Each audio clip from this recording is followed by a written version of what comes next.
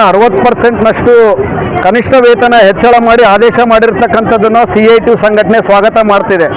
ಆದರೆ ಕನಿಷ್ಠ ವೇತನ ವ್ಯಾಪ್ತಿಯಲ್ಲಿ ಕೆಲವು ಕಾರ್ಮಿಕ ವಲಯದವರನ್ನ ಹೊರಗಿಟ್ಟಿದ್ದಾರೆ. ಅವ್ರನ್ನು ಕೂಡ ಈ ಕನಿಷ್ಠ ವೇತನ ವ್ಯಾಪ್ತಿಗೆ ಒಳಪಡಿಸಬೇಕು. ವಿಶೇಷವಾಗಿ ಸ್ಕೀಮ್ ನೌಕರರನ್ನ ಕನಿಷ್ಠ ವೇತನದ ವ್ಯಾಪ್ತಿಗೆ ಒಳಪಡಿಸಬೇಕು. ಎಲ್ಲರಿಗೆ 36,000 ರೂಪಾಯಿ ಕನಿಷ್ಠ ವೇತನವನ್ನು ಜಾರಿ ಮಾಡಬೇಕು.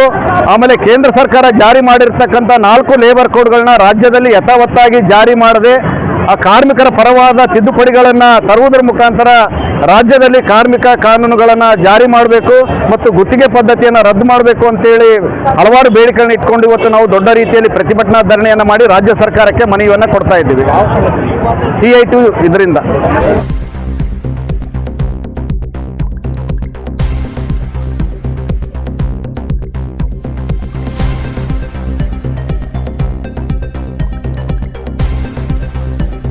ನಮ್ಮ CITU ಹೋರಾಟವನ್ನು ಹಮ್ಮಿಕೊಂಡಿದ್ದೇವೆ.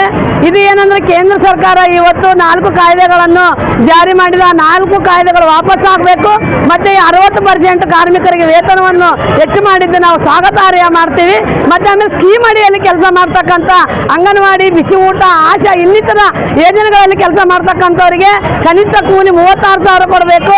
ಮತ್ತೆ ಆಮೇಲೆ ಗ್ರಾಮ ಪಂಚಾಯತಿಗಳಲ್ಲಿ ಸ್ವಚ್ಛ ವಾಹಿನಿಯಲ್ಲಿ ಕೆಲಸ ಮಾಡ್ತಾರ ಅವರಿಗೆ 6 ತಿಂಗಳಿಂದ 1 ವರ್ಷ ಆಯ್ತು ಒಟ್ಟು ಅವ್ರಿಗೆ ವೇತನನೇ ಇಲ್ಲ. ಮತ್ತೆ ಆಮೇಲೆ ಅವರು ಕೂಲಿಗಾಗಿ ಕೆಲಸ ಮಾಡ್ತಾರ ಅವ್ರಿಗೆ ಕೂಡ ನಮ್ಗೆ ಸ್ಕೀಮ್ ಅಡಿಯಲ್ಲಿ ಹೆಂಗೆ ಕೆಲಸ ಮಾಡ್ತೀವಿ ಆ ರೀತಿಯಾಗಿ ಮತ್ತೆ ಆಮೇಲೆ ಅವರಿಗೂ 36,000 ರೂಪಾಯಿ ವೇತನ ಕೊಡ್ಬೇಕಂತೇಳಿ ನಮ್ದೊಂದು ದೊಡ್ಡ ಬೇಡಿಕೆ ಆದ. ಮತ್ತೆ ಆಮೇಲೆ ಅದು ಕೊಡುವವರೆಗೂ ನಾವು ಹೋರಾಟ ಬಿಡೋದಿಲ್ಲ. ಈಗ ಹೋರಾಟ ನಮ್ದು ಪ್ರಾರಂಭ, ಈ ಹೋರಾಟ ನಿಲ್ಲೋದಿಲ್ಲ. ನಮ್ಗೆ ಕನಿಷ್ಠ ಕೂಲಿ ಕೊಡುವವರೆಗೂ ನಾವು 36,000 ಕನಿಷ್ಠ ಕೂಲಿ ಕೊಡುವವರೆಗೂ ನಾವು ಹೋರಾಟ ಬಿಡುವುದಿಲ್ಲ. ಮತ್ತೆ ಸ್ಕೀಮ್ ಅಡಿಯಲ್ಲಿ ಕೆಲಸ ಮಾಡ್ತಕ್ಕಂಥವ್ರನ್ನೆಲ್ಲರನ್ನು ಕಾಯಂ ಮಾಡಬೇಕು. ಮತ್ತೆ ಆಮೇಲೆ ಕಾರ್ಮಿಕರಂತ ಪರಿಗಣಿಸುವವರೆಗೂ ನಮ್ಮನ್ನ ಮತ್ತೆ ಕಾಯಂ ಮಾಡ್ಬೇಕಂತೇಳಿ ನಾವಿಲ್ಲಿ ಹೇಳ್ತೀವಿ. ಇವತ್ತಿನ ದಿನ ನಮ್ದು CITU ಹೋರಾಟದ ದೊಡ್ಡ ಬೇಡಿಕೆ ಇರೋದಿದೆ. ಒಟ್ಟು ಕಾರ್ಮಿಕರಿಗೆಲ್ಲರಿಗೂ ಕನಿಷ್ಠ ವೇತನ ಕೊಡಬೇಕು. ಕೊಡೋದು 36,000 ಕನಿಷ್ಠ ವೇತನ ಕೊಡಬೇಕು. ಕೊಡುವವರೆಗೆ ನಾವು ಹೋರಾಟ ನಿಲ್ಲೋದಿಲ್ಲ.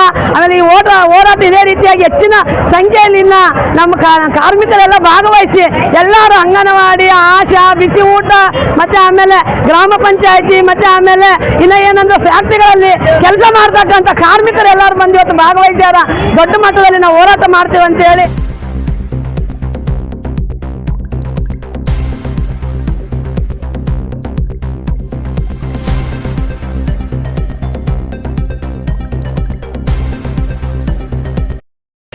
ಕೆಲಸ ಮಾಡ್ತಾ ಇದೆ. ಅತಿ ಶೀಘ್ರದಲ್ಲೇ ಕರ್ನಾಟಕದಲ್ಲಿಯೂ ಕೂಡ 4 ಕಾರ್ಮಿಕ ಸಂಘಟನೆಗಳು ಜಾರಿಗೆ ಬರುವುದಂತೂ ಗ್ಯಾರಂಟಿ. ಈಗ ಈ ಕೇಂದ್ರ ಸರ್ಕಾರ ಕೊಟ್ಟಿದೆ.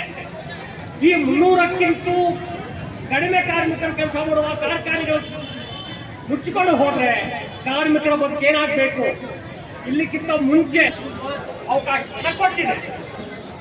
ಇದು ಮಾಸ್ಟರ್ ಸ್ಟ್ರೋಕ್. ಮತ್ತೆ ಇನ್ನೊಂದು, ಈಗ ನಾವು ಗುತ್ತಿಗೆ ಕಾರ್ಮಿಕರು ಅಂತ ಯಾವುದೋ ನಮ್ಮ ಕಂಪನಿ ಹೋದರೆ ಈಗ ಟರ್ಮ್ ಎಂಪ್ಲಾಯ್ಮೆಂಟ್ ಅಂತ ಒಂದು ಜಾರಿ ಮಾಡಿದ್ದಾರೆ.